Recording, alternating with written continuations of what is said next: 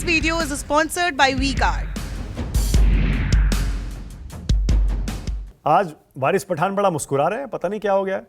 देख रहा हूं अभी मुस्कुराते हुए आए, अभी जब बोलेंगे तो मुझे पता है। ये देखिए क्यों मुस्कुरा रहे हैं वारिस पठान। चलिए आप ही से शुरू कर लेते हैं। मैंने जो भी अपना इंट्रोडक्शन दिया, क्या आपको अच्छा लगा सुनकर कि इंडिया गठबंधन बनने से पहले ही ढह गया? आपके लिए खुशी की बात है क्या ये? मैं वही सोच रहा हूँ और हंसी भी मुझे आ रही है कि जो गठबंधन बन गया मानक भाई 26-28 पार्टियों का, उसमें देखो किस किस तरह की भाषा इस्तेमाल की जा रही है। अखिलेश यादव बोल रहे हैं कुछ भी हो जाए कांग्रेस को वोट ही मत देना, एक नंबर की धोखेबाज है। स्टेज पे खड़े होके बोल रहे हैं। अभी कहाँ तक जाने वाला ये गठबंधन समझ में नहीं आ रहा है मुझे। केजरीवाल जी का कुछ और सोचना है, ममता जी बोलते हैं हमारे यहाँ से मत लड़ो, अखिलेश बोलता है कांग्रेस यहाँ से मत लड़ो। कहाँ से लड़ेंगे, क्या करेंगे, हमको तो कुछ पता नहीं है। इब्तिदा इश्क है, होता है क्या, आगे आगे देखिए मानक भाई होता है क्या। हम तो अच्छा है ना इसका हिस्सा है ना। La la la la la la la la la la Rahul तन के साथ मन को जगाओ वी-गार्ड वाटर हीटर्स के संग। वी-गार्ड इसका हिस्सा है। हम लोग लड़ रहे चुनाव पहली मर्तबा मध्य प्रदेश में विधानसभा का, पहली मर्तबा हम चुनाव लड़ रहे हैं राजस्थान के अंदर, और तेलंगाना में तो हमारा है, वहां पे लड़ रहे हैं। मध्य प्रदेश में भी हम सिर्फ 3 सीटों पे लड़ रहे हैं मानक भाई। वो भी क्यों पता है आपको? जब ये सेक्युलर पार्टी ने कहा कि जिसकी जितनी संख्या भारी उसकी उतनी हिस्सेदारी, अब वहां पर 200 के ऊपर सीटें हैं। मुसलमानों की आबादी जहां पे 30% से ज्यादा है, वहां भी उन्होंने टिकट नहीं दिया। अरे दो मुस्लिम को सीट दिया है, 2 मुस्लिम को टिकट दिया है पूरे मध्य प्रदेश के अंदर। तो हम लोग जाके लड़ रहे हैं, क्योंकि अगर आप दोगे नहीं, पॉलिटिकल एम्पावरमेंट कैसा होगा मानक भाई? जिस कम्युनिटी का पॉलिटिकल एम्पावरमेंट नहीं होता, वॉइस नहीं होती है विधानसभा के अंदर, असेंबली के अंदर, तो अब आगे आते नहीं है। अब आपको 90% वोट चाहिए मुसलमानों के लिए, मगर आपको उनके लिए करना कुछ नहीं है। ये वजह है जो आज 70-75 साल से मुसलमान वर्ग जो पिछड़ा हुआ है ना, जो कमेटी की रिपोर्ट दर्शाते हैं सच्ची वारिस पठान, आज का मैं आपको अपने पहले सवाल पे ला रहा हूं। इसकी आज वजह मेरा ये पहला सवाल यही था, क्या ये विधानसभा चुनाव मोदी वर्सेस राहुल बन गए हैं?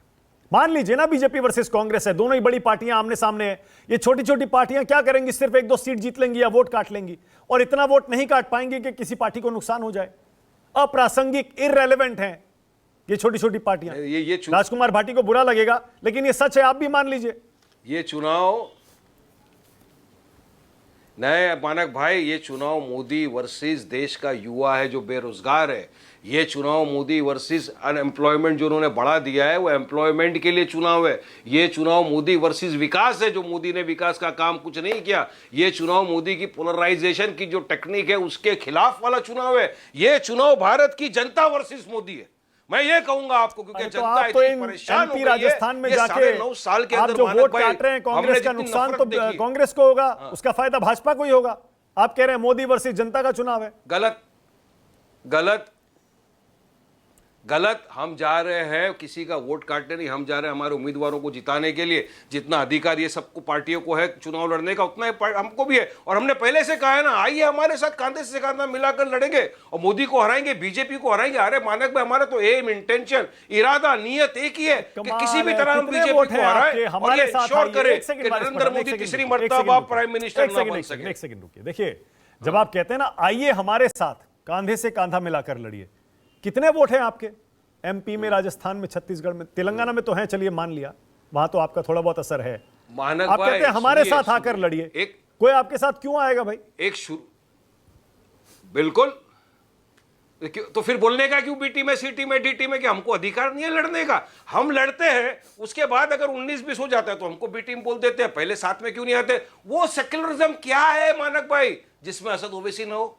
उसको क्या आप सेक्युलरिज्म का गढ़ बोलेंगे जिसमें ओवैसी साहब ना हो? अरे वो आदमी तो वाकई के अंदर लड़ रहा है ना, सबके लिए, मुसलमानों के लिए, दलितों के लिए, पिछड़े हुए समाज के लिए, हर वर्ग के लिए लड़ रहा है। उन्होंने तो कहा कि ओबीसी महिलाओं को भी रिजर्वेशन दो, साथ ही साथ मुसलमान महिलाओं को भी रिजर्वेशन दो। अब उन्हीं को आप नहीं लेंगे और डंका बजाएंगे हम सेक्युलर है। नहीं, आप सेक्युलर नहीं हो। राजकुमार भाटी, आपको ओबीसी से प्रॉब्लम है, बीजेपी वर्सेस कांग्रेस बाद में युवाओं को। ओके, मैं समझ गया। Okay, this video is sponsored by V-Guard.